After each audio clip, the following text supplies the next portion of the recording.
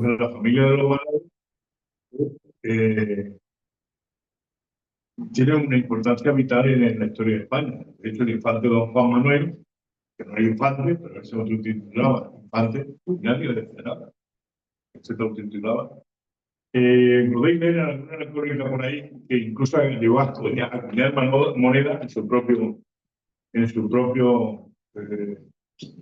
infantado en aquel momento, ¿no? Que es el marquesado de Viena, el señorío de Viena, que ocupaba ni más ni menos que gran parte de Cuenca, toda la provincia de Albacete, gran parte de la provincia de Alicante, una parte de Ciudad Real y comillas y letras de la provincia de Madrid. Aparte, era señor de Vizcaya, el único castellano que tenía en el Consejo de Ciento de Cataluña, que tenía asiento, y aún existe, pues su escudo, el Consejo de Ciento, que era el Marqués de Viena, por una cuestión, porque el Marquesado de Viena, en un momento determinado, pertenece a la corona de Aragón. Entonces, por eso tiene en el Consejo de Ciento, hay un asiento con el escudo del Consejo. Para que nos demos cuenta y una idea de cómo era el personaje, voy a contar una anécdota, la última anécdota de su vida. El rey le va a entregar Trujillo. El segundo le va a entregar Trujillo. Y está muy malo, está muy enfermo. Lo que se hacía en estos casos es ir allí, me voy viendo del fondo, ¿no? Sí. Pues vete aquí delante. Se va allí, monta en el campamento, toda la corte que lleva, en la que viviera, y le dice a su hijo Diego: va a venir el heraldo real a entregarte la donación de Trujillo. Yo, ¿sabes cómo estoy? Si me muero, no le digas que me he muerto.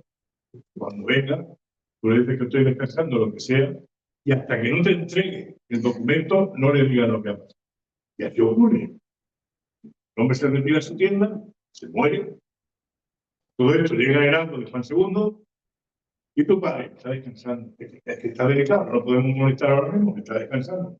Bueno, que le traigo la donación de Trujillo. Coge el documento y le dice: se ha muerto, mi padre se ha muerto. Pero ya lo tenía en sus manos. O sea, hasta ese extremo. Luego, el hijo hereda un poco el designio del padre. No era tan listo como el padre, pero vamos, supo mantener el dominio y el Marquesado de Viena, pero no. ¿Por qué? Porque Juana Beltraneja, que se decía que era hija de Juan de Beltrán de la Cueva, por eso decía la Beltraneja, que el mote se lo pone el propio Marqués de Viena, como Juan Fernández Pacheco, es el que le pone el mote, el apodo. Cuando vienen los reyes católicos y hay un enfrentamiento por quién tiene la corona de Castilla, como os he dicho, el Marquesado de Viena había pertenecido al abuelo de Fernando el Católico, en el tiempo que había sido el Marquesado de Aragón. Entonces dice Juan Fernando de Villena: este va a reclamar por herencia familiar que el Marquesado es suyo.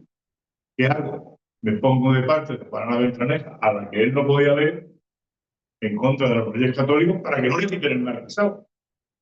Hasta ese extremo. Como él se muere, que se queda con esa papeleta, es su hijo Diego López Pacheco. Lo que se llama la guerra del Marquesado, que la pierde. Entonces, cuando caen de gracia, se lo quita todo, y solo le queda Belmonte porque era suyo, le queda Jorquera, le queda Alcalá de Azúcar y Junín, y le deja muy poco, le deja muy poco. Él intenta hacer las paces con Fernando el Católico, no se lo perdonan nunca. En la toma de Granada, Diego López Pacheco pierde un brazo. Va y le dice: mira, que te el brazo por defender, tampoco se lo perdona. Y cuando muere pues, Isabel la Católica y viene Felipe el Hermoso, que no lo quería nadie en España, y Juana la Loca, el que quiere hacerse con el poder otra vez es Fernando el Católico. Entonces va buscando a los nobles para decir: oye, pues ponerme en el poder, quitar a uno que es extranjero, que es Felipe el Hermoso, y ponerme aquí. Y entonces le dice: no, yo López Pacheco, y ahora monta aquí, ahora que no me has perdonado ninguna, ni me has devuelto mis posesiones, me vas a venir a decir lo que hay. Pues en ese contexto es cuando se hace este castillo. Y en todo este panorámica que le estoy poniendo en torno al siglo XIV es cuando se construye esta fortaleza, este castillo. Los que habéis estado en la planta de abajo habréis visto que tiene hornacha, que tiene hogar. Hornacha se dice en castellano. Hornacha, ¿habéis oído la palabra hornacha? El hogar, Sí, la chimenea. La chimenea. Que el jubilano es hornacha. Chimenea. Los tres únicos castillos que tienen, de todo el conjunto que veremos allí al fondo, que tienen chimenea, es Belmonte, porque era su casa, Jorquera, Comida. ¿Por qué? Porque eran los tres sitios donde él iba a casar. Él era un gran aficionado. Entonces, los sitios donde hace, ahora veremos las características del castillo, no voy a adelantar la conferencia. Estamos aquí hace un poco de tiempo, porque creo que venía la alcaldesa a las 6:30, ¿no? 7:45. Sí, yo, si queréis, no interrumpirlo con la conferencia. Si queréis, sigo contando cosas del Marqués Nuestro Señor. Sí. El Marqués, una de las últimas ciudades que incorpora, que le interesaba incorporar, es precisamente Jumilla, en la que estamos. Y como quiere llevarse bien con los recién incorporados, empieza a darle tal cantidad de privilegios que se asocian la gran mayoría de los municipios del Marquesado de Villena en contra de Jumilla. Que esto les ha dado que puedan pasar en cualquier parte del Marquesado, que puedan abrevar en cualquier pozo del Marquesado. Esto no lo podían hacer cualquiera, es decir, pasar de un municipio a otro, de un concejo a otro, o de una arzoa a otro, como queramos llamarlo. Además, ganados, entre Cabo 50 son ganados de gran número de especies. Son grandes en el rebaño. Entonces, el que llegaran a un sitio a brevar, bebían. Y el que iban a pastar, bebían. Era una cosa que no era así de, bueno, estar aquí un par de días. No. Arrasaban. Y entonces, ese privilegio se lo da a Chinchilla, de Mondragón. Chinchilla era quien encabeza. Hombre, esta gente se está pasando de darle privilegio. Pero él quería llevarse bien, porque luego la historia le dará la razón a Marqués de Villena, cuando dicen que si atacar, por ejemplo, a Aragón, sin tener comida, era como echar agua en el corredor. Era un punto estratégico, yo lo sabía, que debía mantener, que debía tenerlo en su puesto. ¿Qué más de los Pacheco? Bueno, la linaje de los Fernández Pacheco, de los marqueses de Viera, por ejemplo, son los que fundan la Real Academia de la Lengua. Hay un marqués de Viera, en un momento, funda la Academia de la Lengua. Y él mismo se titula director de por vida. Lo hereda su hijo. La Real Academia de la Lengua se heredaba. Lo hereda su hijo y también es de por vida. Y ya no se creen colecciones. ¿No? Vamos a poner primero literato. No es que fuese un analfabeto el que funda la Real Academia de la Lengua, sí. Además, escribir, o sea, tenía producción literaria, ¿no? Pero eso de que fuese en herencia y que no tuviese producción literaria, por ese académico le dice, pues vamos a llevarnos bien en este sentido. ¿Qué más os puede decir de ese marqués nuestro señor? Empieza si quieres. Empiezo con esto de... Sí, empieza. Cuando vengan por... No pasa nada. En primer lugar, es el agradecimiento, por siempre, ¿no? El agradecimiento de quedarlo. A un amigo de los castillos de Murcia, la persona de Magdalena, a todos ustedes por estar aquí, y al ayuntamiento por prestarnos esta lluvia, que ha hecho subir más rápido, hacernos mal. Pues MS sí lo habéis recibido, ¿no? Uy, qué tiempo más malo es que el gobierno eche. Nunca tienen siempre algo para eso. Tenemos que situar en el siglo X para entender cómo se hacen los castillos, o por qué se crean los castillos, al menos en la región que a nosotros nos afecta, que es la región. Hay un momento en el que el rey de León, Alfonso VI, que es el Cid que obliga a jurar en la jura de Santa Gadea, a jurar que no ha tenido nada que ver con la muerte de su hermano, que era el que realmente estaba reinando. mientras orinaba a su hermano, él está refugiado en Sevilla. O sea que tiene muy buenas relaciones con Al-Muta Amir de Sevilla, con el Taifán de Sevilla. Por una serie de circunstancias, está obligando a los reinos de Taifán a que le paguen pares, que le paguen nada. Y eso le da un poder, de poder incluso contratar mercenarios en Europa. Incluso hace una gestión con el Papa para que declare una cruzada contra los no creyentes en la península ibérica. Fíjense ustedes, no, se ve el cursor, Sí, sí, sí. Fíjense que en 1086 toman Alero, a la distancia que está de Toledo. Daba una cuña entre las taifas de Granada y Murcia, daba una cuña desde la que puede hacer 1000 cosas. Llega a tomar Almería, donde tiene su flota, luego tiene que ir allí por tierra. Bueno, entonces, Alfonso VI, sobre todo cuando conquista Toledo en 1085, por eso le decían Alfonso el Bravo, era por otra cosa. Cuando en 1085 toma Toledo, además de una forma estratégica, lo estudia muy bien, es un hombre que quería llegar al Tajo, no había pasado del Duero, apenas habían pasado un poco, y entonces va tomando, lo hace estratégicamente, va tomando todos los castillos, todas las ciudades que le son leales, que le son afines o que están ayudando a la propia ciudad de Toledo. En 1085, como digo, la consigue y ya no la deja. Se ve muy acosado cuando llega, porque claro, el resto de taifas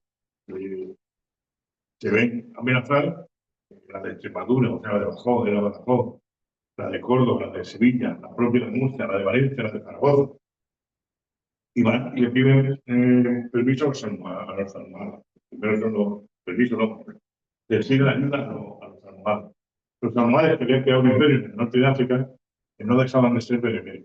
Y aquí se me tiene que haga una anécdota. Y es que cuando llega al Mutamir de Sevilla es un hombre que es muy sibarita. Hombre que es muy bien.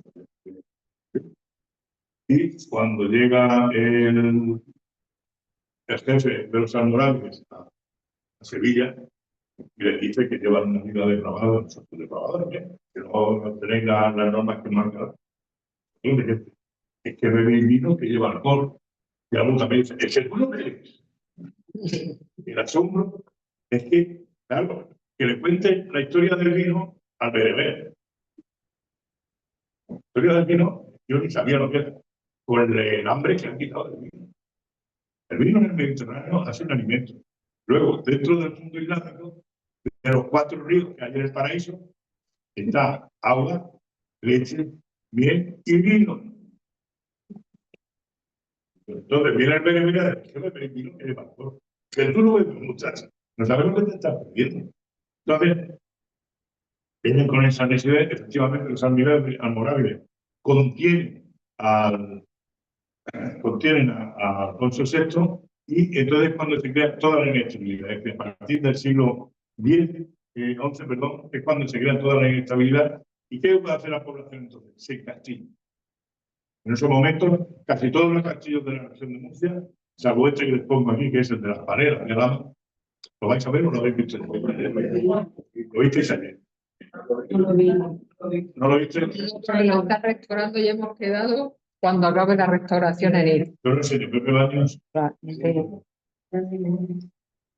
El castillo de las Pareras de Alhama tiene la peculiaridad de es el único en la región de Murcia que tiene cerámica del siglo IX.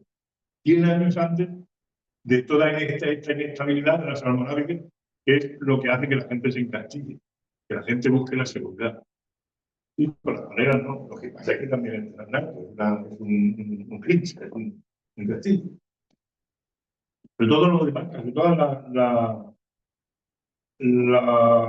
los castillos de la región de Murcia parten a partir del siglo XI, a partir del 1100, o sea, del 1800. ¿Qué es el castillo que nos encontramos? Vamos a ver cuáles son las construcciones que ha habido en este castillo. Porque ya decimos que la charla primera se llamaba construcciones y restauración. No voy a pasar. Las primeras, lógicamente, son los que hacen los horarios. Luego, si bajamos al sótano, veremos que en ambos lados están las construcciones termolares y vais a ver, ¿cómo sabes que son las murales? Estabas trayendo por las dimensiones, es decir, o sea, conocemos las dimensiones del orden, para decirlo, el sistema métrico de los murales, que es el codo Mamuní, sabemos lo que mide, y cuando vamos a los tapiales, cuando vamos a medir los tapiales, y no, porque estos son ya anuales, sabemos lo que mide. Entonces, no hay vuelta de eso. Vamos a tener en cuenta que en la politécnica, como en cualquier aspecto de la vida, existe una cosa que se llama ergonomía. ¿Qué es la ergonomía? Hacer lo mismo con menos esfuerzo, menos trabajo.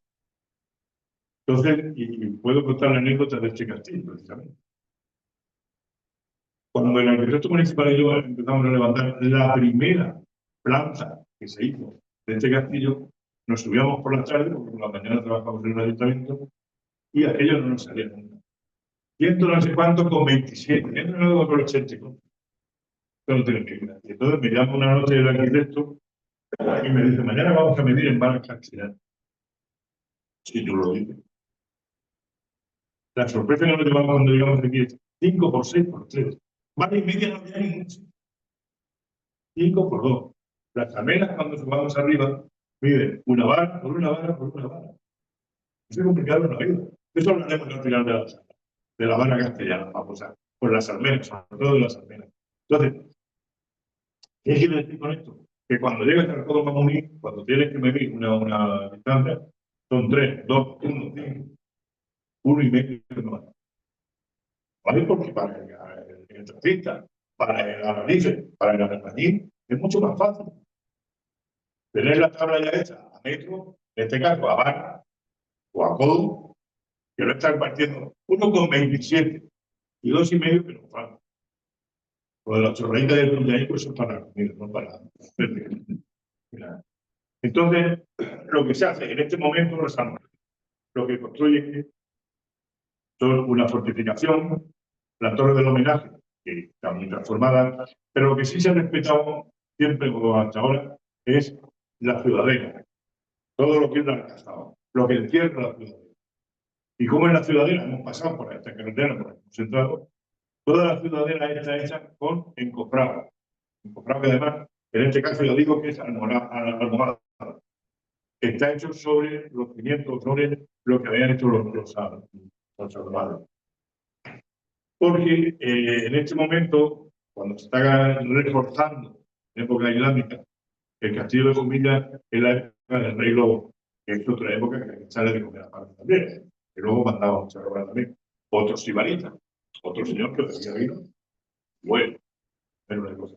Entonces, estos tipos de encofrados nos han venido muy bien porque nos permiten conocer primero cuáles son las dimensiones. Luego, una curiosidad. Este es el camino de acceso peatonal. Que entre las lochas de tierra que tenemos entre encofrado y encofrado, nos está apareciendo cerámica de la edad del bronce, ibérica y romana. ¿Qué nos lleva? Nosotros, como construcciones, conocemos de la época normal, pero en la tierra que están cogiendo para hacer los encofrados, están echando cerámica de gente que estuvo antes aquí, que son la gente de la edad del bronce, 2000 antes de Cristo, la gente ibérica, el 500 antes de Cristo, 400 antes de Cristo, y romanos. Aunque los construcciones romanos sospechamos que son los arcibes, aunque sí tenemos unos arcibes de Opus Sininum que están forrados para mantener el agua del Opus Sininum, es con lo que impermeabilizaban los arcibes. Entonces, pero claro, construcciones como tal no tenemos, pero sí tenemos restos materiales dentro del encofrado. El encofrado, contra de lo que pueda parecer, que son débiles. Este es el castillo de la mota de Pliego. Castillo, que queda muy poco, queda mucho, que la erosión, como vemos, se lo está llevando, pero ¿qué ha hecho? El bloque del encofrado se mantiene. Que no pensemos que porque es un encofrado es menos sólido que el mortero de piedra y cal. No, no, no. Aquí tienen el ejemplo de que un encofrado se tiene cuando está erosionando por debajo. Ahora creo que lo estaban restaurando, por lo menos. Y nosotros, en la época, bueno, nosotros, si hubiese restaurado allí, la reforma, la última reforma que se hace, sobre todo para la ciudadela, recoger la encofrada, se hace con encofrado, en este caso ya, como digo, almohada. Nos debemos quedar en esta idea con las saeteras para flecha. Vemos que son verticales, son rectangulares, y nos quedamos con eso. Seguimos. Llegamos al pacto de Alcalá, tratado de Alcalá. Si vemos no, tenía que haber puesto, no, se ve más claro, cuando ya han llegado los almohades, le han dado también el susto a los cristianos, y los reyes logran, sobre todo Fernando III, que llega a conquistar Sevilla. Y van dándole caña, y en Murcia, o sea, en España va quedando Valencia, que está allá en medio porque están conquistando los aragoneses, se están acercando a la taifa de Murcia, Granada y Murcia. Está Murcia, Valencia, que está casi contigo. ¿Y qué le pasa a Murcia? Murcia se veía acosada. Por el norte, por los aragoneses. Por el este, por el oeste, perdón, por los castellanos. Y por el sur, por el Granada.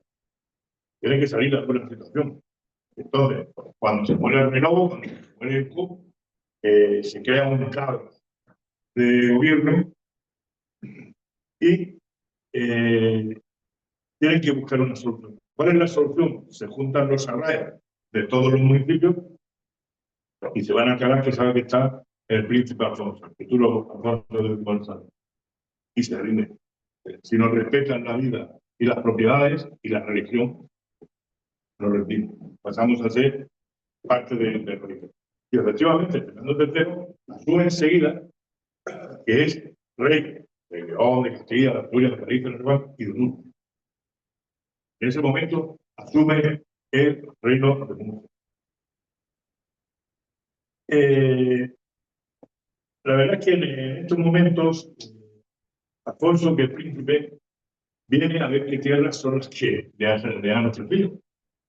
Y se lleva una sorpresa maravillosa. Y es cuando llega a Murcia, llega la primavera de la muerte. Y lo tienen que hacer en dos tandas. Bueno, hay Mula, Cartagena y Mula, Cartagena. No me acuerdo cuáles son otros municipios que no se quieren, no se adhieren al pacto. Él viene, el primer año, empieza a repartir las ciudades que son leales a sus súbditos y solo hace los de la parte sur. Es lo que comentaba esta mañana, que Molina es concejo del municipio antes, por ejemplo, que Jumilla. ¿Por qué? Porque al año siguiente, cuando viene todo esto por la parte norte, esto por Chinchilla, y entonces le da consejo a Vallecas, Almansa, Salta, Villena, donde está toda la parte norte de lo que era el reino de eso. Y Jumilla se la da a Alfonso Tello de Meneses, que era uno de los adalid que él llevaba para contener o para ver qué gente, cómo distribuía el territorio. Y entonces, Jumilla, esta se la entrega a Alfonso Tello de Meneses.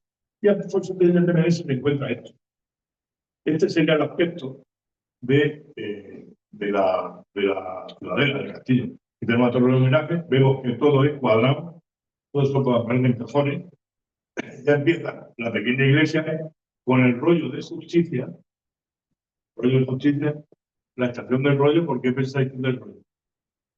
Porque allá había un rollo de justicia, no porque había un rollo de comer. El rollo de justicia que era donde se ponía a vergüenza pública a toda vez que aquel había cometido un delito.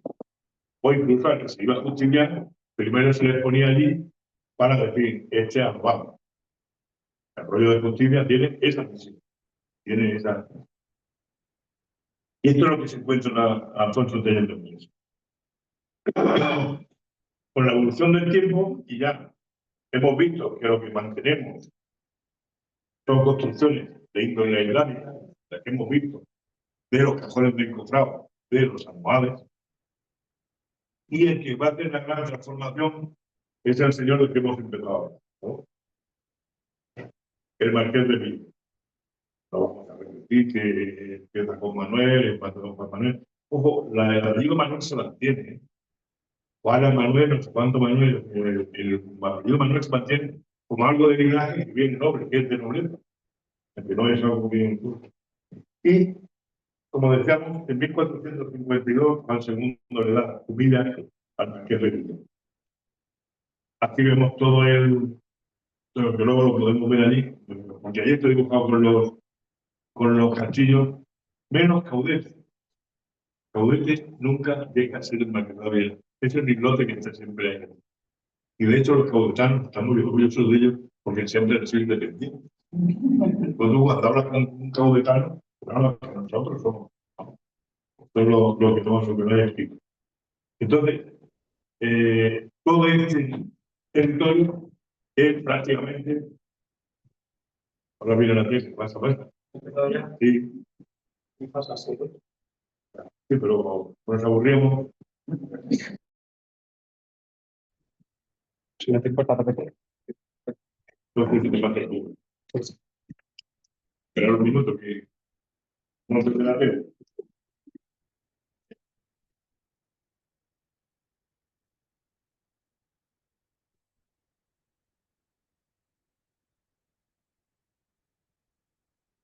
Como digo, él era natural de Belmonte.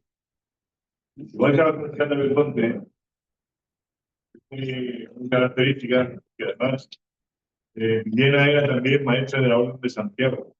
De hecho, en Jumilla, la primera iglesia que se dedica es a la Virgen María de Rosario.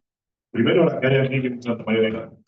Luego Santa María del Rosario, y él dice, siempre esta ciudad, siendo yo maestro de la Orden de Santiago, que dedicáis la iglesia a la Virgen. Tiene que dedicar la vida a la iglesia de Santiago. Metió muchísimo dinero. De hecho, cuando estudiamos las marcas de cantería de la iglesia de Santiago, de la época de que estamos hablando, nos hemos encontrado en Chinchilla y nos hemos encontrado en Belmonte. Los mismos picapedreros, los mismos que están tallando piedras, ahí están tallando. Sabéis que cada uno le pone su signo, su señal. No se la ponían, no cobraban por piedra hecha. El pobre hombre tenía que irse. La verdad es que él se portó muy bien con que nuestro Señor. Lo sabe, ¿no?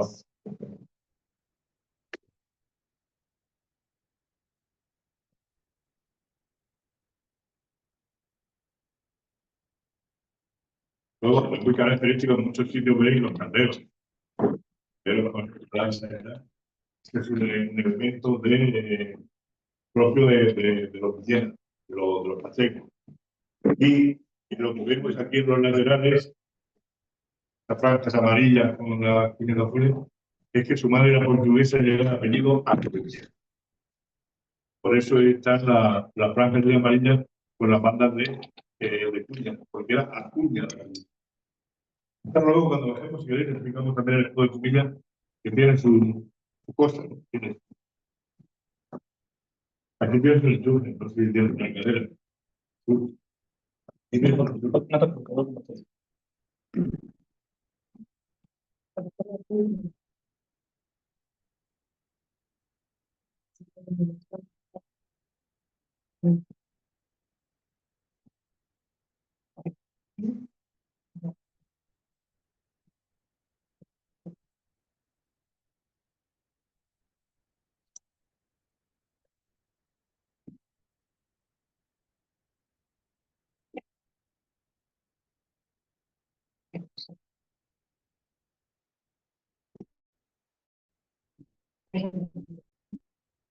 Como decía, va a transformar toda la fisonomía del castillo, va a ser Juan Fernández Paz. Una vez que se lo duerme, en 1452, va a hacer un sistema novedoso en cuanto a la construcción. Se dice que el sistema constructivo, lo han llamado algunos estudiosos algunos poliorcetas, que dicen que es la escuela de Valladolid. Son grandes torreones inexpugnables.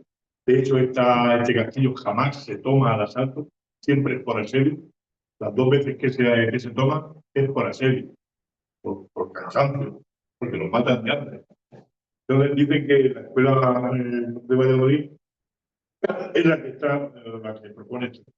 La novedad que plantea aquí los poliorcetas de Villena, que ahora veremos quiénes pueden ser, es que levanta a la vez, lo podemos ver en el arco, 2 plantas. Es como si en un piso que vayamos a ver, un bloque de pisos, levantamos 2 pisos a la vez. Luego partimos por la mitad y sacamos otra planta. De hecho, aquí tenemos el ejemplo. Tenemos el arco, han hecho una roca alrededor y en esta planta estamos nosotros, la planta del basamento. Debajo es donde está el piso real, el piso de obra. Y el arco ese veremos que abajo continúa. Esto es una novedad en cuanto al sistema constructivo de los castillos de Marqués de Villena. Otro, lo que aquí se ha puesto exagerado, es la escalera por la que hemos subido, ¿veis? Está entre 2 muros gruesos.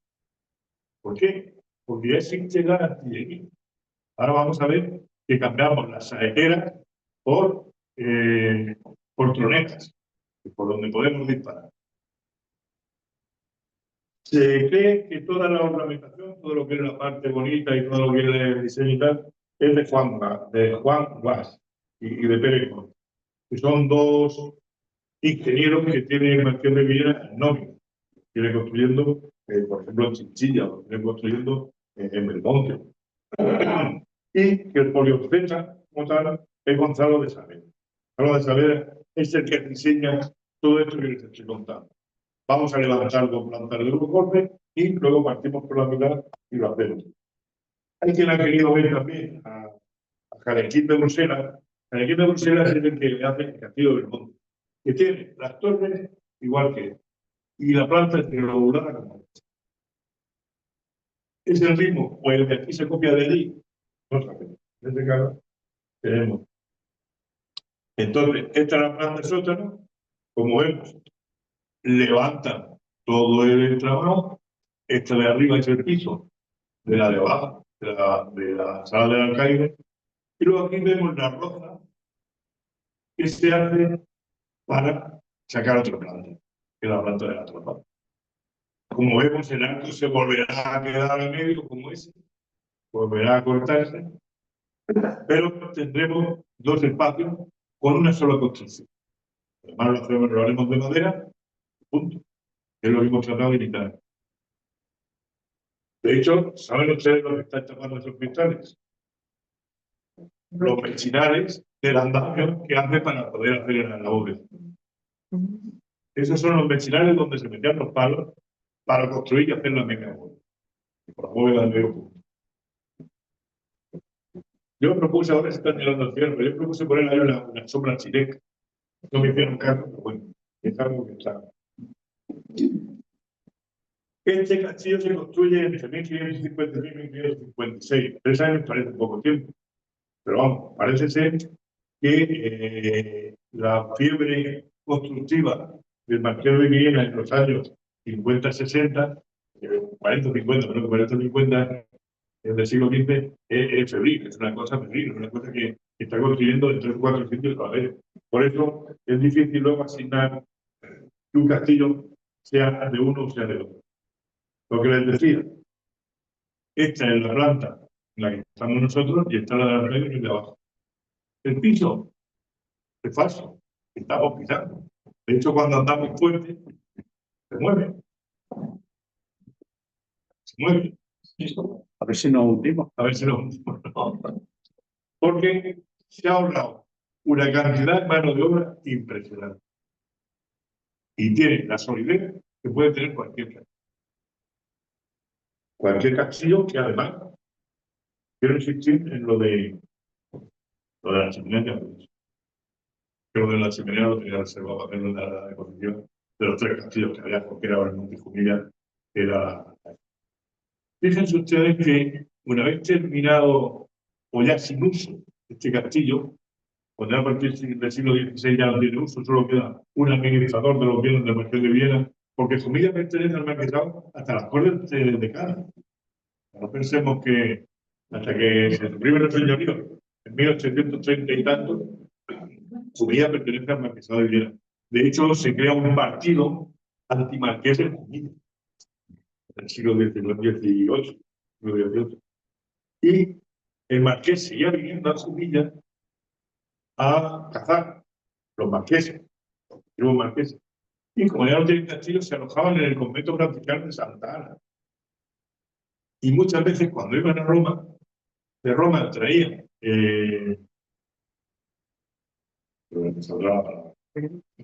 reliquias, traían reliquias que las donaban al convento de Santa Ana porque era donde los alojaban. Y entonces, uno de los mayores lugares con reliquias de España, después de, me parece que se les Escorial, el Burgo de Oro, y no sé cuál es el otro, el cuarto es Santa Ana de Jumilla, de la cantidad de reliquias que tiene. ¿Por qué? Porque se están trayendo los billetes, están trayendo de Roma. Digo los billetes, pero es una cosa. Luego leerán ustedes y dirán, el ducado de Frias, el duque de Frias es el que absorbe el marquesado de Villena. De hecho, para que vean el marquesado, como toda la historia del marquesado de Villena, hay que ir a Córdoba al archivo del duque de Frias. Lo que les decía de la escalera. Ella tiene dos gruesos muros en los lados. ¿Por qué? Para evitar precisamente que los impactos de las balas de cañón de los obuses hagan medida en ello. Entonces, vemos que no hay aristas, contra lo que veíamos antes de las construcciones en tapial, de los almohades, que todo es redondo. ¿Por qué es redondo? Porque en estos momentos la artillería es muy imprecisa. No es como ahora que llevan el GPS, aquí está el cuartel. Entonces, en el hospital, en la escuela o en el hospital con el GPS. Pero aquí es más impreciso todavía. Entonces, si impacta una bola, un obús, en un sitio donde hay ángulo, se lleva el bocado para adelante. Si se da en el ángulo, se lo lleva. Si da en un sitio que está redondeado, resbala. Esto parece ser que el marqués lo coge de los castillos del Loira. Es una idea que ya tiene los castillos del Loira. Porque en estos momentos la artillería es más disuasoria que de ataque. Es algo que se tiene más como disuasión que como ataque efectivo. De hecho, cuando los reyes católicos van conquistando hacia Granada, los pueblos se les entregan sin ofrecer resistencia, porque lo primero que hacen cuando llegan allí es dando cañonazos. La gente se asusta y los rendimos. O sea, era un elemento más disuasorio que realmente efectivo y de ataque.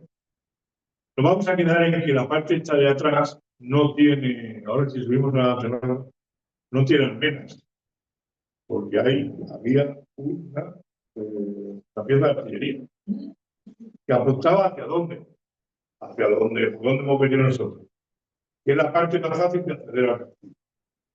La parte este no es más fácil, que es por donde hemos subido.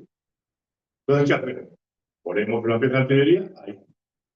En este caso ya, con mala intención, con mala intención. Pero es así, ya estamos puestos ya en la artillería, que todo el tapial que tenemos de época almohade lo transformamos en esta torre y le hacemos aquí un agujero para el cañón. Ya no tenemos saetera, ya lo que tenemos es tronera. Hacemos aquí una tronera, aquí estaría el escudo del marqués nuestro señor, y como hemos tapado las almenas, ya no nos interesan las almenas. De hecho, la artillería cambiará tanto la poliestética que si recordamos los castillos, sobre todo los que hay en la zona de Latinoamérica, son baluartes bajos, o Cartagena, la propia Cartagena, son baluartes bajos con una tronera abierta en ángulo para poder mover la pieza, para moverla. Pero no necesitan los torreones como el que estamos nosotros. No tenemos que levantar tanto volumen de vida, ni echar tantas horas de trabajo. Lo que tenemos ahora es Baluarte bajo, con una tronera bien abierta, que el cañón tenga punto de. Y esto, aquí, salvando las distancias, vemos cómo hemos transformado todo el tapial en portero de libertad. Pues claro, actividad tenemos nosotros, pero el que viene a atacarnos también. Entonces, hay que hacer lo suficientemente sólida la torre para que no nos puedan derribar la torre. Esto lo he puesto para que veamos lo que había, sin veremos. Como les digo, aquí arriba no hay almenas porque había lo que se llama un balconete. Es un tipo de una piedra de artillería. Y abajo, en el patio de Ana, había 3 culetinas, 3 cañones y 3 bombardas. ¿Por qué? Si nos entran por la puerta, estamos perdidos. Como digo, este castillo jamás se tomó al asalto.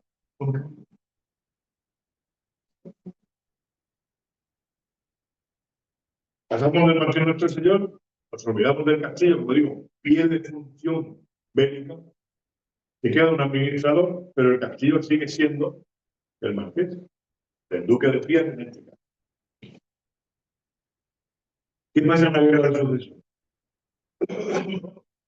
El cardenal de Ayuda, que siendo obispo, como era partidario de los contratistas, el príncipe Carlos, lo nombra cardenal para que tenga mando en plaza y organice todas las tropas del reino de Murcia.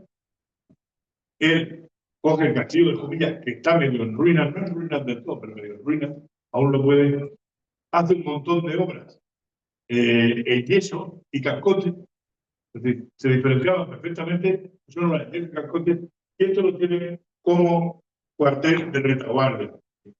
Toda la zona bélica está siendo la zona de Almansa, toda la frontera entre Castilla y Valencia, toda esa zona es la que está en continua lucha.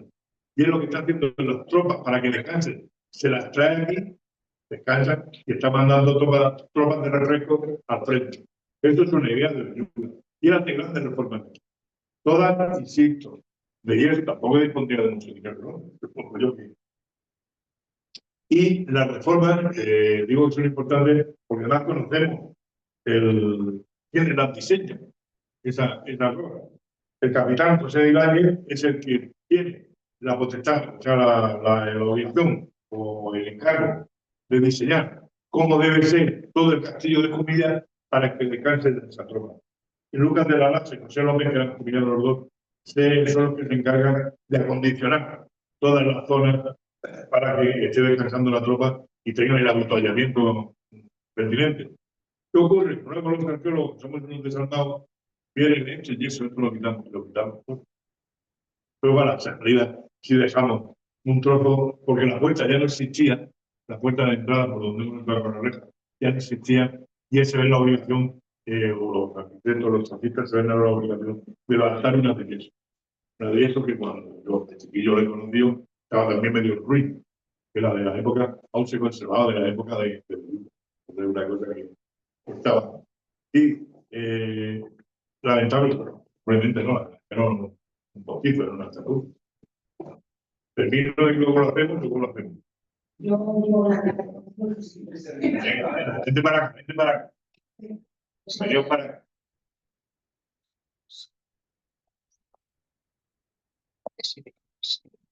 Perdóname. Esto va a ser muy.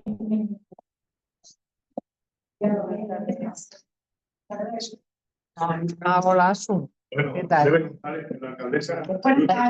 Sí. Ahora yo tengo la bienvenida, pero ella va a dar el informe oficial.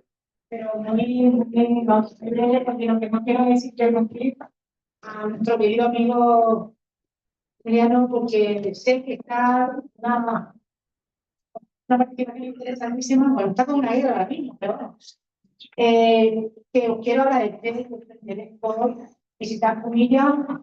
Hoy es un día de distracción, ¿vale? Porque claro, no sé, pero poquito también, ¿no? La visita, ¿no? ¿Te refieres? Es un día de desafío, pero es un día para nosotros afortunado, porque creo que ha sido una decisión vuestra la de venir a visitar el icono turístico por excelencia de nuestra localidad. un icono turístico lleno de historia, una historia apasionante.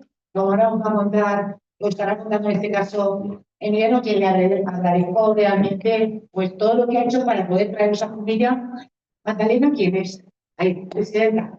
Felicidades de verdad por esta iniciativa.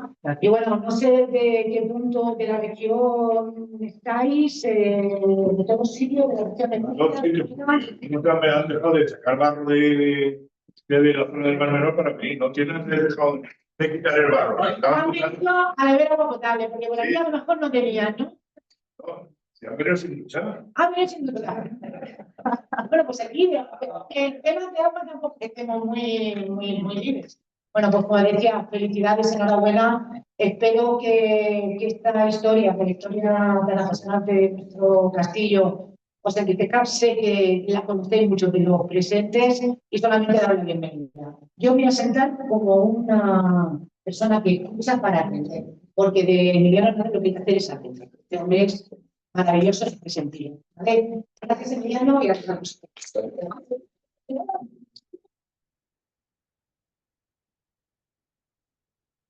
Pues fíjate.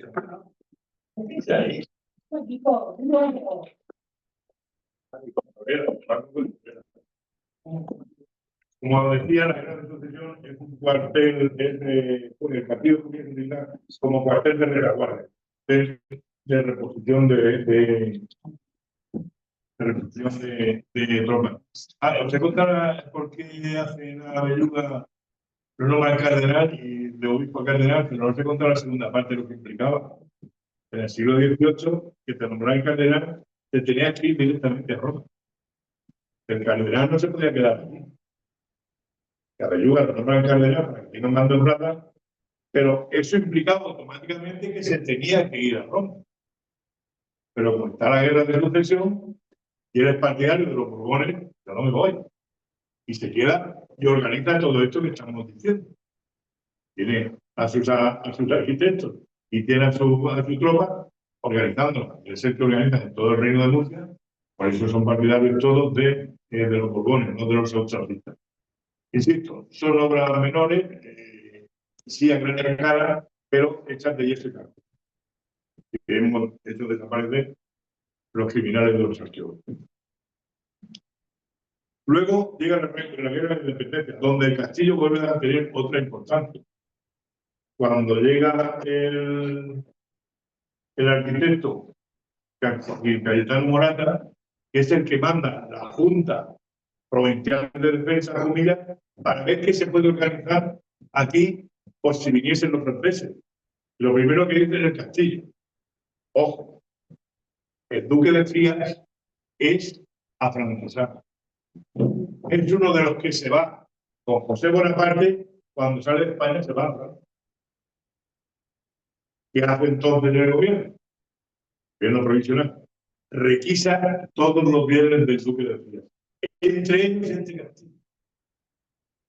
Cuando vuelven a recuperarlo, y esto nos interesa, señora alcaldesa, cuando vuelven, él le va devolviendo cosas, pero no le devuelven el castillo de Jumilla. Y el alcalde en 1930 y tanto, 32, 33, muy hábil, va y lo escribe en el registro de la propiedad. Por lo cual el castillo que estaba pasa a ser propiedad municipal. Como decía Cayetano Morata, lo primero que dice, 4 cañones al castillo y desmontar la torre de la iglesia que hemos visto antes. La torre de Santa María de Gracia dice que hay que desmontar. Porque aquí, lo que estábamos diciendo antes, la artillería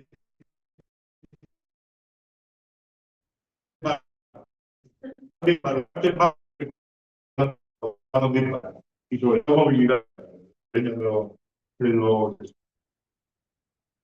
son pocas las reformas que se hacen porque el duque de Frías no deja que se entre a su castillo.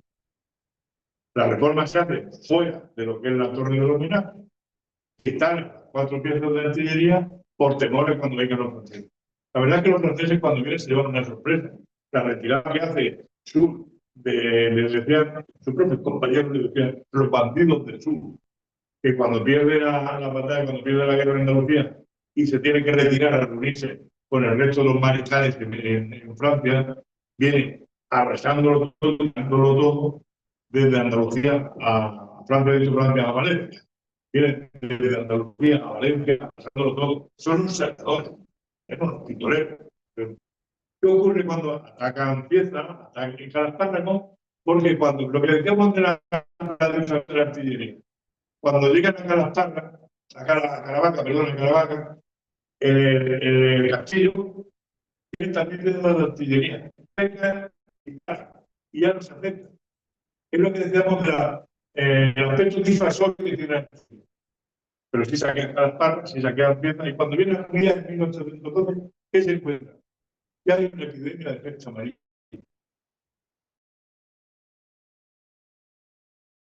De nadie.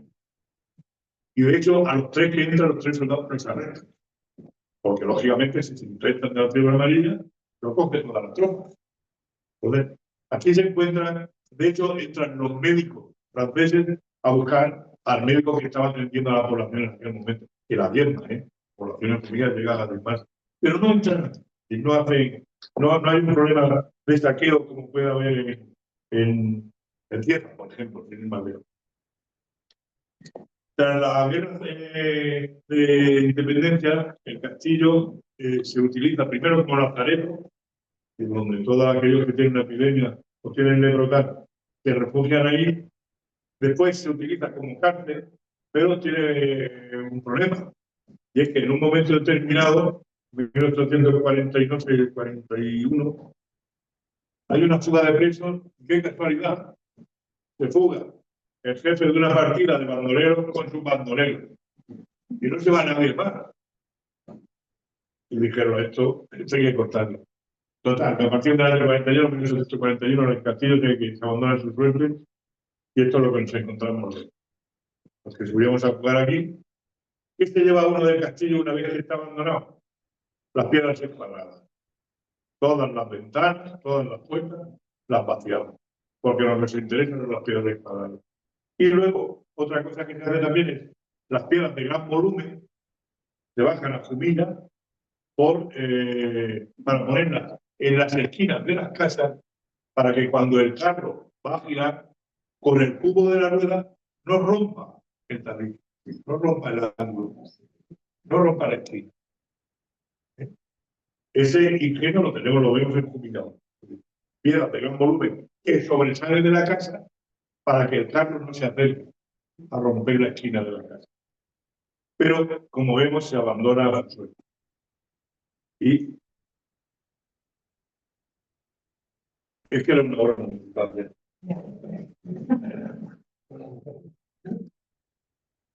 Eso es lo que nos hemos encontrado. ¿Y qué hacemos nosotros? Cuando estaba preparando la presentación de ese mujer, no irás a contar qué habéis hecho cada año, paso a paso. Pues tienen. Si me vengo a explicar que esto yo hice el año 71, el otro el 72, el otro el 73, ¿qué haceréis?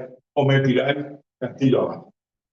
Entonces preferimos resumir el dinero que nos hemos gastado, en fin, nos hemos gastado casi 2 millones de euros en la restauración desde el año 71, sin contar los 20.000 maravillas que se gastaron en 515. Es un dato que me había también encontrado, dato histórico sobre el castillo, y que es la primera vez que lo traigo.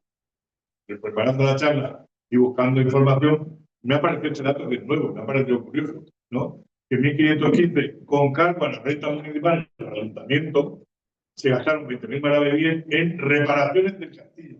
Ojo, en un momento en el que ya no tiene función militar. En un momento, pero deciden no mantenerlo, deciden ahora conservarlo, mantenerlo en pie. Entonces, el dato de 20.000 maravillas es el tipo. Cuando realmente empieza la restauración, en 1971, con Pedro San Martín Moro, que era el arquitecto provincial por excelencia, y que era un hombre muy sensible, él era natural de Cartagena, pero trabajaba mucho en la Diputación Provincial. Y era un hombre muy sensible, sobre todo con el patrimonio. Él es el que empieza y llama la atención de la riqueza patrimonial que tenemos en los castillos del mundo. Deberíamos hacer un homenaje. Sí. Porque la primera persona que llama la atención, pero señores, tenemos un patrimonio impresionante de castillos y no le estamos haciendo caso.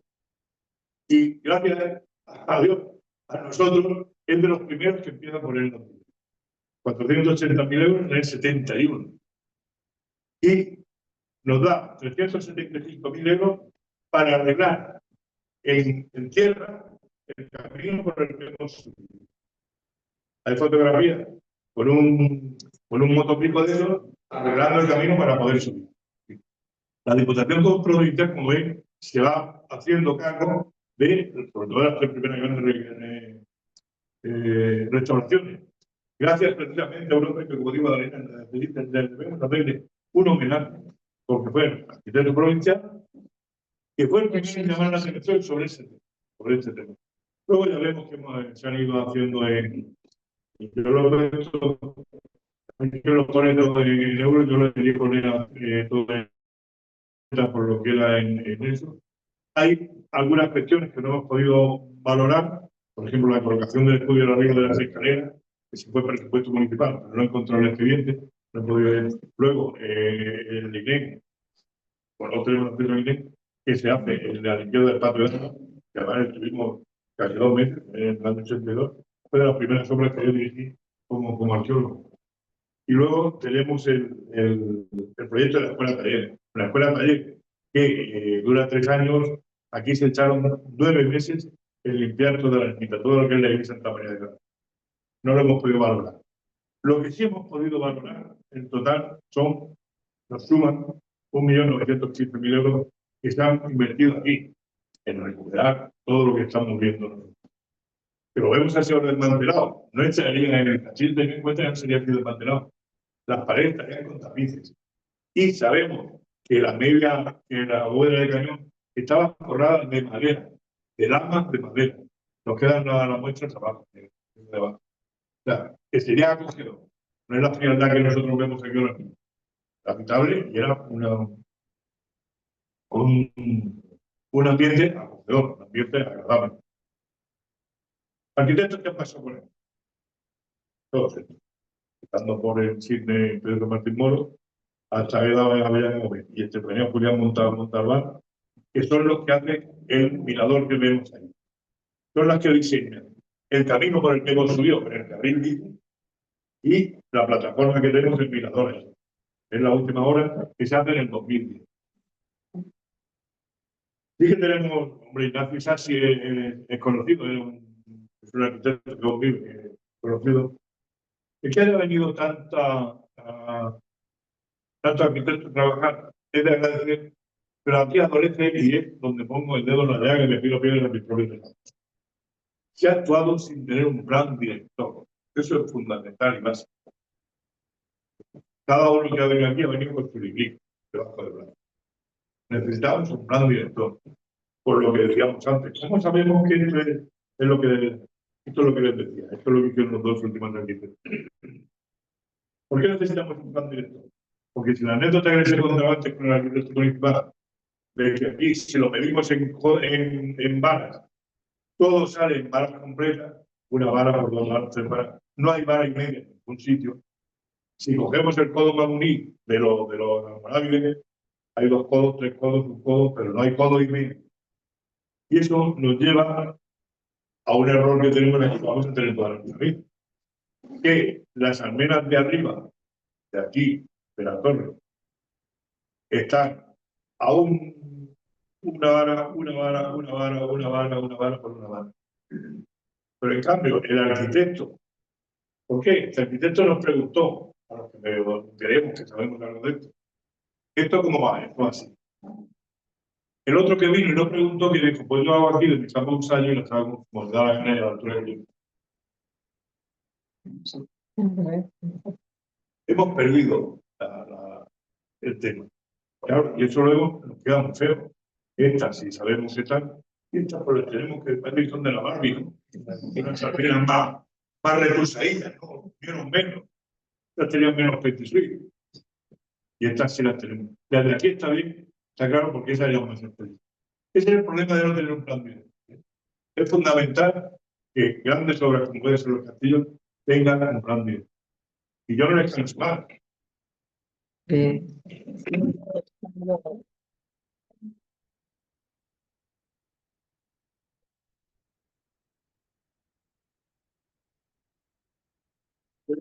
¿Quieres preguntar algo? ¿Qué está difícil?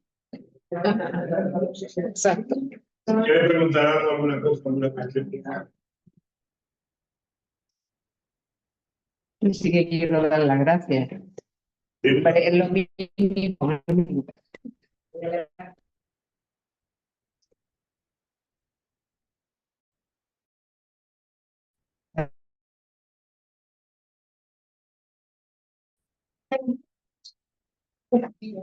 Qué bien.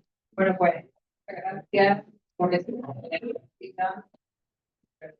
Para nosotros estar aquí, el trabajo que habéis hecho. La maqueta. Qué bien. La maqueta. No sé si van a acabar a comprar la cámara.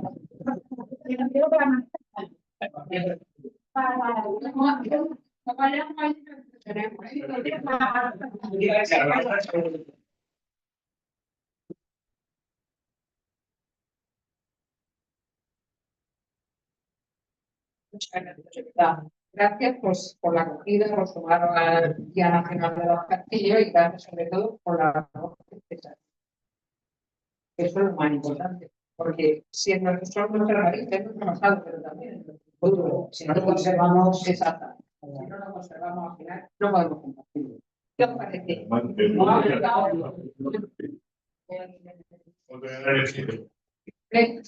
Mi abuelo puede hacer de familia. No, porque si no venimos aquí no estamos.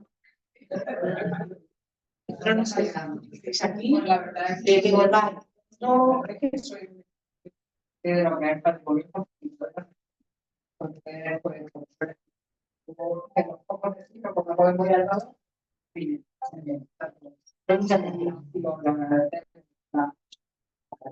El agradecimiento que me quedamos, ¿vale? Bueno, ahora toca.